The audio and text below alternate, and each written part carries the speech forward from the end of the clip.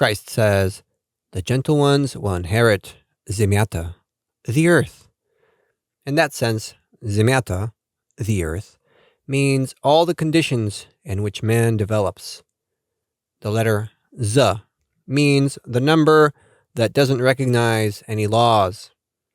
The word zlo, evil, as it is written in Bulgarian with 3 letters, means that it doesn't obey any laws. This is evil.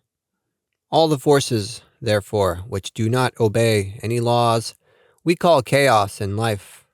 You yell, you get angry and say, I got irritated. I say, you became evil.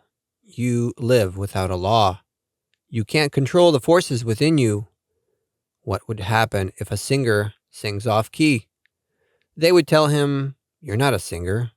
You don't know the inner law of music. The ox, the donkey, and the chicken can all sing like you. Modern day people want to be moralists. They want to get up on the divine stage.